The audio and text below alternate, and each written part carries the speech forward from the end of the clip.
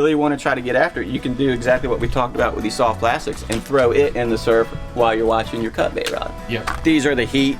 That's really probably going to be the best bait. That one right there. Boom, that's what Captain Beatson's. Or stop it. Right. Right. Y'all want to do some artificial trout fishing? Let's go.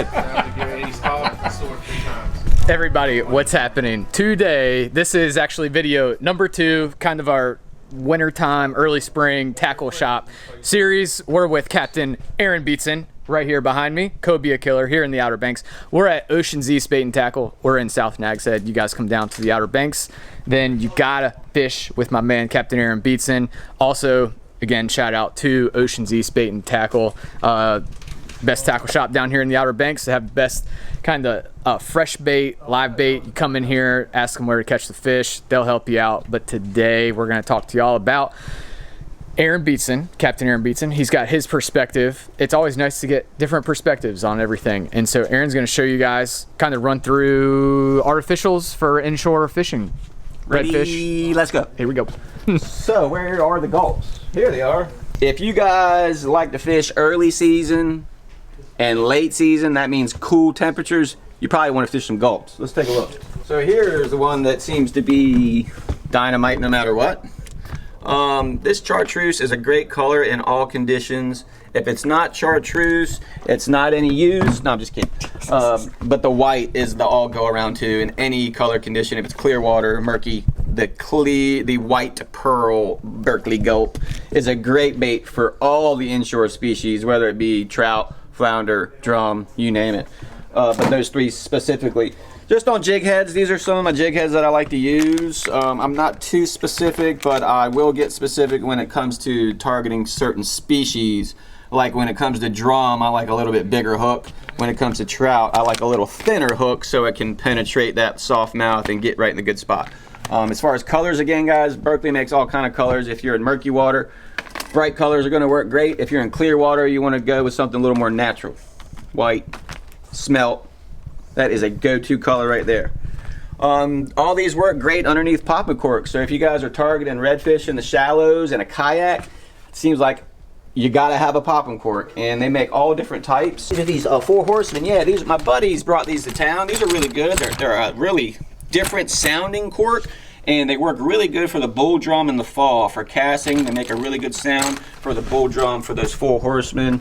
Can I ask you a question real quick? How much stock do you put in like the different shape and sound? You get more splash with these cut mouths, just like a front of a like plug. a popper. Yeah, you get more splash. I don't put a whole lot of I like the rounded ones. I like this because it's a larger one. You can cast it against the wind, and it's just the perfect size for me. Yeah. That doesn't make a huge difference. You could get fancy. Right. I know that the cut mouths are going to make a bigger splash and probably a different sound. So that's about all. But so when you're coming in here, and you guys, this is just awesome perspective. When you're coming in and you're looking at different corks, so you're just kind of picking up, you like this, basic, easy. Round and orange, I'm kind of into it. It doesn't have to be orange, but I do like the round ones. Yeah. If you got a kid fishing, these are easier to throw, just because they have a little bit more weight with these brass beads on the bottom. But yeah, you can use any of the cup face too. Got it. It's fine. Okay, cool. What else you got? If you're using any soft plastics like Z-Mans, we like Z-Mans, we like Bass Assassin, any of the stuff that's not gulp, we like to put this stuff on, Procure. It's really good stuff, and I don't really care if it's crab, or if it's eel, or if it's shrimp, or if it's mullet or menhaden. I'll just get the trout gel.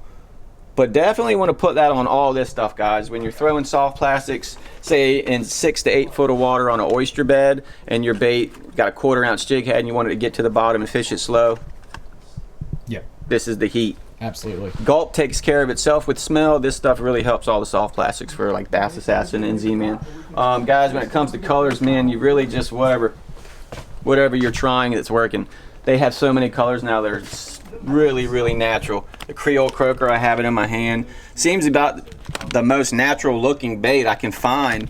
That again with Bass Assassin and Gulp. When it comes to something that looks like a minnow, guys, it's really just simple. Like, go grab a mullet or a menhaden and put it in your hand and try to match it. That's really probably going to be the best bait. Let's talk real quick, because color is a topic. It's a barbershop. You know what I'm saying? Everybody's got their own opinion on color. And for me, I try and not be that, like, it's all that they wanted to, like, I kind of joke on those people, but then I find myself being one of those people. Yeah. So, like, what is your, just talking about color in general, you know what I mean? Like, as natural as it gets, stuff like this, bad shad, white, right, anything pearl, anything light green. Yeah. And again, guys, if we're in clear water, you want to get more natural presentation. Yeah. If you're in that kind of off color, maybe these little tails are going to work better for you guys. In the murkier, dingy, kind of tingy, tea looking water. This always works good in like that dark back creek water that you're fishing in the creeks. Yeah. In Carolina in the wintertime, the darker colors work good. Like the root beer color, darker color. And anything bright in that off. But again, I mean, white and dark water can work too. I think it's presentation and where the hungry fish are. Totally. That's exactly right. Presentation can, you know, a guy could be throwing a popping cork in an area 6 foot of water, not getting a single bite because the fish aren't really ready to come up and get up to the surface. They want to feed on the bottom. That's where you throw a jig head, bouncing on the bottom, any color, good presentation with a little stink. Yep. Yes, sir. Cool. Anything else? Yeah, we can talk about topwater plugs, guys. This is my favorite color here, Zara Spook Jr., the bone color. I don't know what it is about it, but I started reading books about topwater plug fishing, guys in Texas about 20 years ago, and it seems like every article this color came up. Really? I started throwing it, and no matter what the conditions, a lot of guys are on topwater plugs early in the morning, late afternoon. I like to throw them all day if the moon's right, and if we have like cloudy conditions, but for clear to cloudy conditions, that right there usually gets it done. And everyone's seen that one. Oh yeah. So pick any color. Again, this is a lot of presentation. I could take a guy who throws topwater for bass. Got like a lake guy who likes to throw these. I could take him on a drift and sit him on the front of my boat and show him a cadence of one of these baits, and he could pick it up just like that. So again, a lot of my trips, I'll get people into throwing something they really probably didn't think they could do. Yeah. Some guys who aren't used to these things, and I can show them real quick the cadence, and boom, next thing you know, they're catching fish with them. Cool. And keep you out of the grass. Yeah, for sure. So these are the ones that when you're coming to tackle shop, this is what you like. That one right there. Boom, that's what Captain Beatson's using. What else do you like? Top dogs work good. Mirror Lure makes a top dog topwater plug. This one right here is a great one. This is good. Anytime you see only one left on the rack, that's probably a good color. But that, it looks like a baby trout. And as you guys can see, the sea eyes, they make a little bit bigger eyes on these. Mirror Lure makes this. It's really the size, the weight, and the cadence of how you throw these things. I guarantee you take any one of these topwater plugs on a hungry bite. What I mean by hungry bite is you got good tide, you got fish feeding. I could take any one of these topwater plugs and we could go over there and get them to bite. But it's just a matter of how fast do they want it today? Yeah. How slow do they want it? Do they want to pause in between your retrieve? Yep. Do they want a non-stop cadence? Do you ever do Not like that. Yeah. Or do you ever do that? Or stop it? Right. Right. For whatever reason, a lot of times when I'm in the tower, I can see fish follow these things in the summertime. So when you can see a fish follow it, and he's right on it, just watching it, and all of a sudden you stop it and he eats it, it teaches you. He wants it. He just wants it to see you do something different. A lot of times the best topwater guys are doing a topwater like this. Chop, chop, chop, chop, chop, chop, stop. Chop, chop, chop, stop. Chop, chop, chop, chop, chop, chop, chop, chop, chop, chop, chop, stop. Irregular cadence. Chop, chop, chop, chop, stop. Yeah. Chop, chop, chop, chop. Yeah. They can't stand it. Yeah. So really, topwater plug is all about putting in your time and fishing with guys who like to do it, and they can show you something. And putting in your time with these baits is really where it's at. But once you find your current and your bait, or your fish that are feeding on your bait, and that cadence, it's over. Can you give us a scenario that's like the ideal topwater scenario? That, because what I also like doing is you know, being open-minded about things, because there are certain people who say you can only throw a topwater first light, last light, that's it. You can't do it throughout the day. We're here in the Outer Banks, it's pretty shallow. No, guys, during a full moon, the offshore guys can tell you, it can ruin you or it can make a really great day. Yeah. And during the full moon periods, the fish feed at night pretty hard, primarily. So they have an opportunity to feed at night. They're not going to feed at 5 in the morning so much. They're probably already full. Their bellies are full from just eating at 2, 3, 4 in the morning. So they're going to wait till 9, 11, 12 o'clock to feed again. So midday, when you have bait showering off the flats, like you're like, oh gosh. Yeah. there's something eating that, and some birds around the area. You can pretty much bet if you got some hungry fish around, which are going to turn on midday on a full moon, if you can find that feeding, you know, basically it's called ingredients. When you got bait flying out of the water, when you have the white terns pecking on the flats, and you have a good tide, I don't care what time it is. If it's 11 o'clock in the morning to 12:30, right smack middle of the day, you throw a plug over there when everything, the ingredients are there. For sure. For sure. And it's about knowing your tides and stuff. Okay. And your moon. Sure. Good to know. Sweet. Now I wouldn't throw top water plugs midday on a new moon, which is no moon at all, because typically they're going to feed early morning, late afternoon, like fish and animals do. Right. Cool. Anything else like subsurface? Do you mess? Back in the creeks in the fall after Thanksgiving, our fishing to the west gets really good. I'm not going to name any towns. People pretty much know about the creek fishing in North Carolina in the winter, and these twitch baits, the Mirrodine, Mirror, these are the heat. There's a lot of different versions of twitch baits now. A lot of people are making the softy baits. Paul Brown's been around since 70s. And of course these are working really good too. All different varieties. As you can see, they're pretty much empty this time of year, which tells you a lot of guys have been fishing the creeks. And these soft plastics, real soft baits, work really good for speckled trout because they almost fish themselves with a little bit of rod action. In the winter and in the fall, those fish like a slower presentation, so these baits just work great back in the creeks. Cool. Yeah, as far as talking about mid-surface, that's what I'd be throwing, is Mirrodines and soft. So let's kind of talk about some of the non-boat people who want to catch fish off the beach, because I feel like that's really popular for inshore fishing. Here in the Outer Banks have a great beach fishery. You've shown me a lot of stuff with that. It's really easy. We talked about the cut bait in the earlier episode, and basically hook, line, and sinker. You got a 3 or 4 ounce sinker with some cut bait tied straight to your main line and one of those beach spikes, and you throw it out, tighten your line up, and you're watching it. The cool thing about that is maybe you're having lunch or hanging out with the family, you can just watch that rod. But if you really want to try to get after it, you can do exactly what we talked about with these soft plastics and throw it in the surf while you're watching your cut bait rod. So you can do 2 for 1. A lot of times you'll be catching them on the soft plastics and you won't catch them on cut bait, or vice versa. But it's nice to have those 2 options while you're on the beach here at any time, spring through fall in the Outer Banks. What, 1/4 ounce jig head, or do you have another size? Basically 3/8. A 1/4 ounce is good if it's a light. If you don't have a lot of wind and a lot of beach action and the waves action is pretty light, you want to go as light as possible, as light as you can throw, because that bait really wants to flutter natural.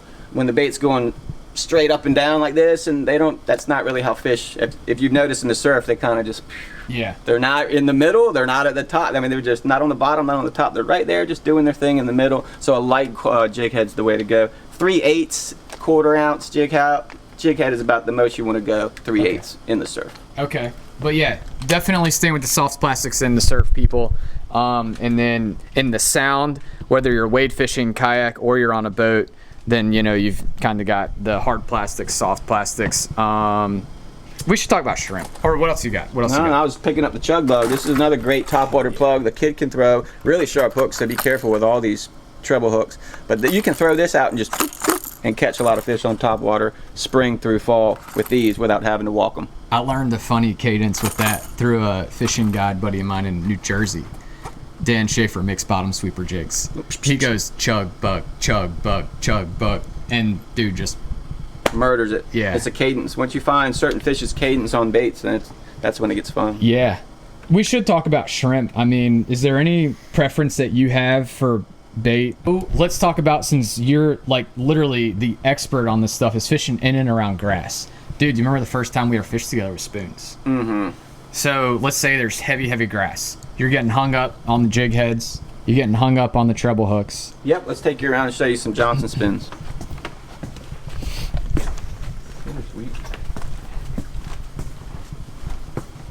Everyone's seen one of these.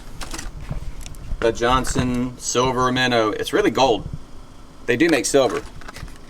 Oh, that's funny. I actually just realized that. Yeah, it's the silver minnow, but it's gold.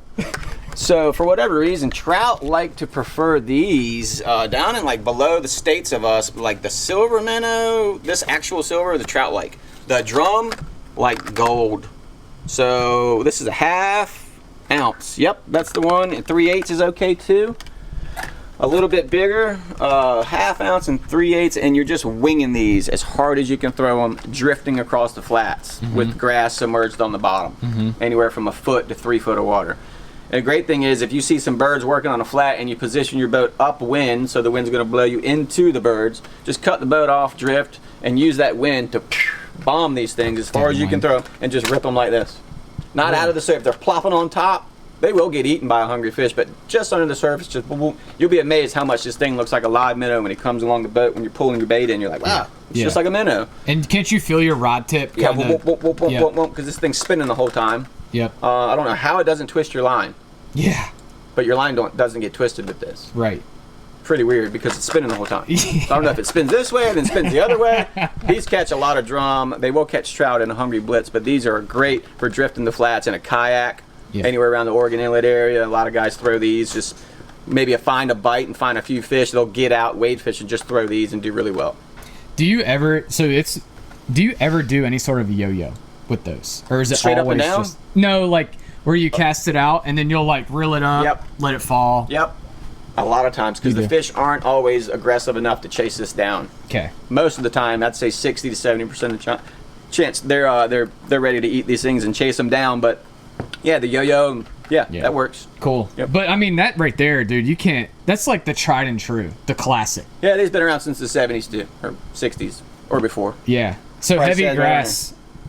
But like, so in heavy grass, you'll throw a spoon. They have a weed protector on there. So the weed protector is a little below the hook there, but you just bend it a little bit and have it sitting above the edge of the hook, and that keeps the weeds off. Okay. Every now and then you have to shake some off, but that's typically what you need that for. Is in a heavy grassy situation. Drum loves shallow, grassy, pothole, sandy, grassy spots. Is it sometimes where the grass is so thick, and Aaron, you and I know there's a lot of people who it's got to be artificial, but if the grass is so thick, do you think some people should just come off their artificial and just throw out like a cork with a bait under it? Well, it depends on what type of grass you're talking about. Is like the grass floating in the current that's like getting on your baits? I'd find a new area. Okay. Because sometimes it's really hard to keep the bait no matter what you throw. Yeah. I mean, the grass that's attached to the bottom, right, that's flowing like this, yes, that's the stuff we really want to target in current, because that's where the drum are in and out of working. But if it's like thick, getting on your stuff, I'd find a new area, the other side of the inlet, another side of the bay, get away from that certain wind condition right there and go find somewhere else, because when that stuff piles up, it just makes some lousy fishing and really hard to keep off your stuff no matter what you're throwing. Super annoying. Yep. About Spanish Scotch plugs. Yeah, what do you if like? you visit the Outer Banks any time in the summer, you've gone to the end of one of these piers and seen these guys working these. They're fun when you figure out how to work them. It's called a jerk jigger. We had a blast off Jeanette's Pier that one day, like 3 years ago. Dude, you can catch the world on these things. I've seen guys, little cobias eat these all the time when they're jigging for the Spanish and the blues. So Kirsty caught her first cobia ever off Rudy Inlet rocks on a gotcha plug. Oh wow, that's crazy. But anyway, so is gotcha plugs, Aaron? Is there anyone that you're coming through here and you're picking them up? Is there anyone that pink head? Or this old school white with the either pink or orange is really good. But you know, when the fish are biting, they're gonna eat all these things. Sure. This is a cool one. It's got the holographic stuff on it. Yep. Very nice. And then when you're working these, what are you? Yeah, it's a certain action. It's called a jerk jigger because you got to jerk it. And when you jerk it, it goes one direction. You tighten your line, you jerk it, it goes the other direction, and literally we'll do a zigzag pattern. And once you get that thing, it's like this. Once you get the zigzag pattern, you'll know. You'll know. Yeah. But yeah, guys in boats use these when we find the fish busting the top of the water in 40 foot of water when we're looking for cobias or drum, and we see a blitz going on. We pull these up and hammer them with light tackle. It's fun. So kayak guys can get in a kayak right off the beach on the Outer Banks all summer long. Take a couple of these with you. Look for some birds and start throwing them on the surface, and you're going to be in them. Do you ever run into albacore schools out here? Yes, we do, and they're tricky to get to bite. These little guys work really good. The smaller, you just kind of rip it across the surface. You got to rip it across the surface. They're tricky to get to bite. Anything but something small. Yeah. This stuff is what you want to be throwing. Right. For those albacores, a ton of fun. I got a buddy in town, Captain Dave Rohde. I think he has some flies over here. If you want to catch albacore on a fly rod, Captain Dave Rohde is a good dude. Rio Mar fishing outfitters. He also makes a dang good surfboard. Yeah, Dave Brody is a classic human around here. He's been around the Outer Banks a long time. If you want albacores on a fly rock, he's your guy, Dave Brody. Sweet. Do you any bucktails? Do you ever? I mean, Oh that's yeah, a we'll whole talk about nother bucktails if you cobia and want. all that later. Yeah, that's fine. But No, we can actually do a separate, because you are the cobia man. So but like, I think that's pretty much yeah, it, unless, I mean, this stuff is yeah. kind of Yeah. I mean, rockfish in the fall. We could talk about rockfish in the fall, trolling some of this stuff, or casting to the pilings with these hyper stripers. That's kind of a popular thing here. These I love these, and it's really about marking the fish on your marker, cruising along and find them. Then you can drop those and vertical jig them. But a lot of these baits work in Man's Harbor area in the fall around Thanksgiving. You can troll these behind your bait or your boat, excuse me, and you slow troll them and get them down. If you got hungry fish, they're going to eat them. Similar to up in Virginia kind of areas. Cool. But this seems to be the way. If you're not throwing a bucktail, something like this, little meat hog, bucktail, you're going to troll one of these. Sweet. Yep, seems like the 15's a good one. Yep, these stretch 15's. That's a good size for the size rockfish we're catching over there in the fall. Cool. So to kind of like put this all with the artificials for the, let's talk about redfish, speckled trout, flounder, out here in your fishery. Soft plastic. Quarter ounce jig head on quarter ounce on your favorite soft plastic, which could be Z-Man, Gulp, Bass Assassin. Down south lures, guys have been helping us out, sending some really cool plastics. But yeah, any of those soft plastics with some Procure. Yep. Procure is going to be what you want when you're targeting trout, drum, and flounder. And really, if I'm targeting flounder, instantly I think of Gulp. I don't know why, maybe because flounder like stink, and that stuff reeks. But when you're flounder fishing, if you don't have a pack of Gulps on there, probably messing up. Yeah. And then, so you're always going to have a jig, probably a top water. Jig, top water, and a pop and cork setup, or a couple pop and cork setups. Yeah. That mid bait stuff, or the mid surface, like the twitch bait stuff in the winter, I tend to kind of keep for the winter time fishing. Yeah. But in the summertime, it's either pop and cork, a jig, or a top water. Sweet. Well, everybody, there it is. Captain Aaron Beatson. You guys, please, if y'all come down here, hit him up. He also has his apparel. Check it out. I actually left the sticker on. But anyways, Aaron's got his apparel. So if you can't fish with him, definitely support him and get yourself some of his apparel. Cobia Killer. Is it CarolinaSunrise.com? We'll have the website. CobiaKiller.com. You There it can is. find me on Instagram as Cobia Killer. Send me a message there, or DM if you guys want to get any apparel. We'll have some here in the shop at Ocean's East, or you can call me. Sweet. Go to the website. Right on. All right, y'all. There it is.